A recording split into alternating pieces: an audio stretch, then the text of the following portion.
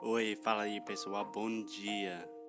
Você está escutando o Inglês no Rádio. I am your host, Foster Hodge. This is your daily dose of English.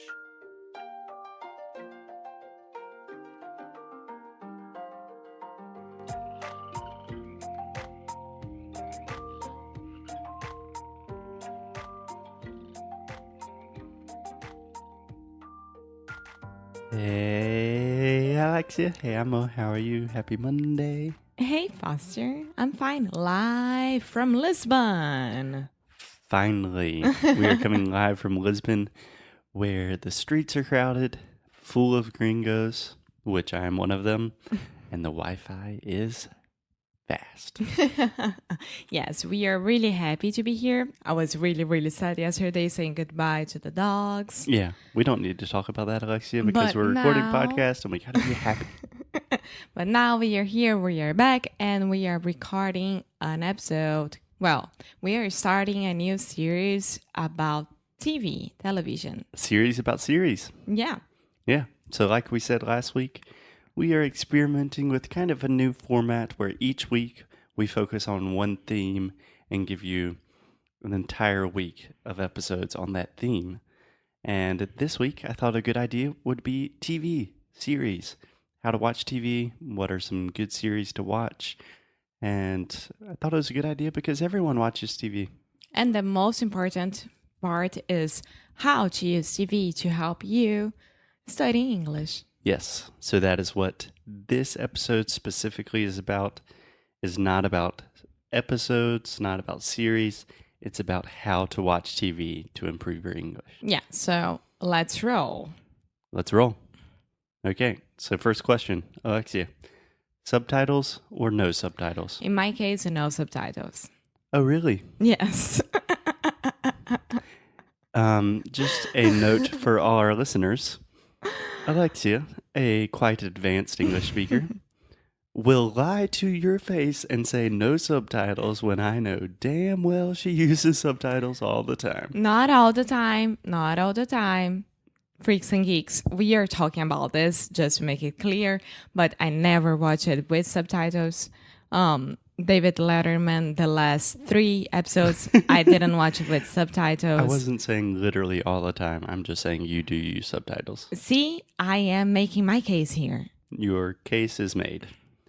Okay, so in general, do you have opinions on subtitles or no subtitles? Yes, it's true. When I am watching anything with subtitles, I don't pay attention on what's happening in front of me, like the scene and the actors and everything like that. You're just reading. I just read it. Yeah. So there's a lot of science supporting this. It is crazy, but it is almost impossible to read and listen at the same time, even in your native language. So for example, sometimes when we watch something in English and for some reason we don't have an option and we have to have Portuguese subtitles, I find that I am actually not listening to the English, but I'm reading the Portuguese. And I'm like, this is stupid, you know? So my first thing about subtitles is never Portuguese subtitles. Yeah. Okay. It does not matter if you are a very basic learner. We will give you some tips. If you are very, very basic, you're probably not listening to this radio show. But in general, the idea of reading in Portuguese and listening in English simultaneously is a stupid idea. Don't do it. Yeah, so if you are a basic student and you're just starting, start with English subtitles. Yes. And while we're on that point, never, ever, ever, ever watch dubbed programs. I don't know if they still have these in Brazil, but if you watch like a movie in English, but all of the audio is in Portuguese, and you just have Portuguese voiceovers, that is the stupidest thing I've ever heard. Yeah, dubbed is dublado. Yeah, so don't watch dubbed programs. That is just crazy. So if you're a beginner, what I would recommend is that TV is probably not the best platform for you. You should probably focus on beginning podcasts or YouTube videos.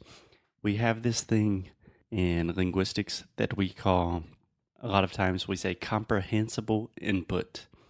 So that means you want to listen to something that you can understand at least a little bit, and then something just a little bit above your level. And most TV shows, if you are just beginning, will be way, way over your level, and you're not going to learn anything. Okay, perfect. So if you are an intermediate student, Yes. So if you are an intermediate, intermediate. okay, yeah. So a quick tip, Alexia. This is a mistake that you make a lot with words like intermediate, purchase. Almost always when we have words that end in ate or words that end in ase, so a and a consonant and e, it does not make the ate sound, it makes the it sound. Mm-hmm. So think about the words intermediate, delicate, articulate, adequate. Intermediate. Is Yeah. that right? Delicate, It's just like it. intermediate. Yeah. And you know the reason that you always mess this up is because you are thinking about the way we write it, and that is wrong. We don't speak the way that we write. Yeah. So repeat with me. Intermediate. Repeat with me. Intermediate, Intermediate. delicate, Delicate. adequate, And what? adequate, Adequate. I have no idea what this is. adequado, Adequado. adequate, Adequate. articulate, Articulate. better. Okay. One more word that you always mess up. Purchase. Purchase. Yeah. If I had $1 for every time Alexia said purchase, I would be able to make a lot of purchases. Okay, so with this type of student, what do you suggest?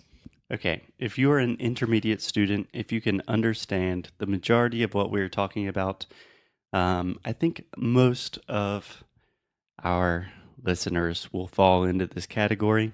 What I recommend is TV is a great option for you. So TV with English subtitles at first, and then gradually you can move to no subtitles. Yeah, when you say TV, it's like talk shows, Netflix, things like that, right?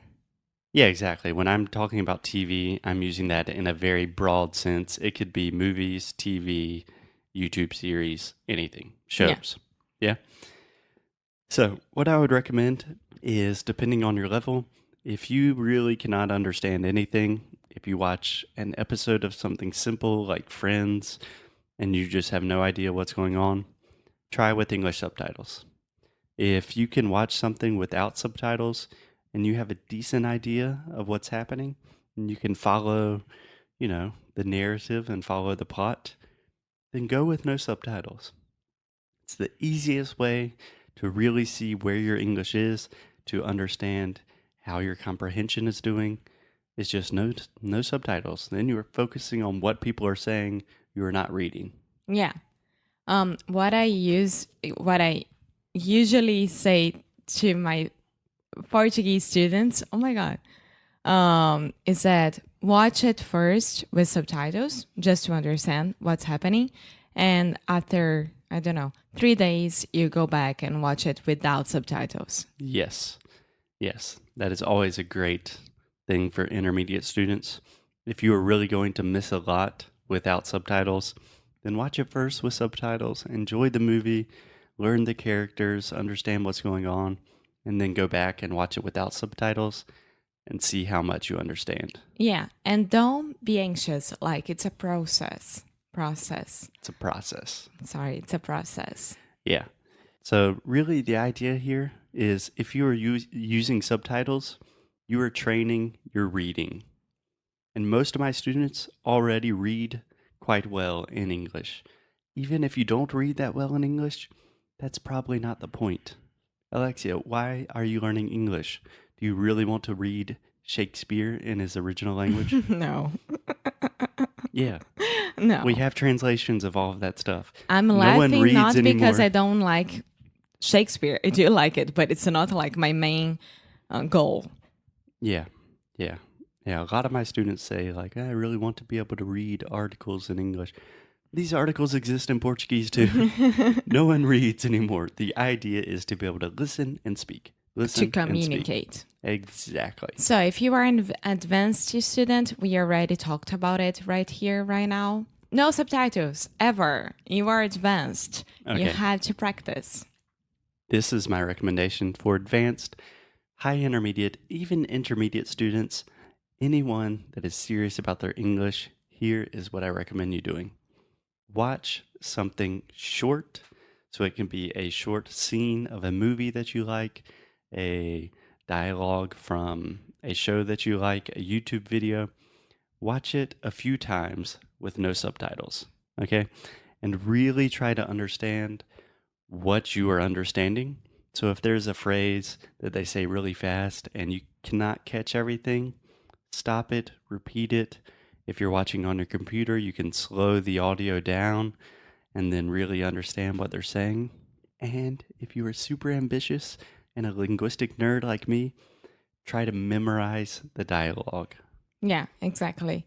That's what I try to do with the easy series, like Friends, How I Met Your Mother, because they are really, really easy and they have like natural way of speaking. Yeah. So it's pretty cool to do that. Yeah. If you can memorize one entire scene from a show and repeat it, sometimes I even will turn off the audio so it's on mute after I memorize a dialogue, and then you can repeat and you're really acting the characters. So if I'm watching an episode of Friends and Joey's like, "What you doing?" or "How you doing?" and then you can say, "How you doing?" You know? No, I want you doing it. Yeah. How you doing? Yeah. Exactly. So I think that's it, right? Yeah, the point of the episode is don't use subtitles. Take yourself to how do I say that? Like, Out of your comfort zone. yes, exactly. Yeah, get yourself out of your comfort zone, push yourself, and that's it. We'll talk to you tomorrow with some cool recommendations of new shows that we are watching. Yes, and excuse me because I'm gonna eat some pastel de nata now. Ciao. Ciao.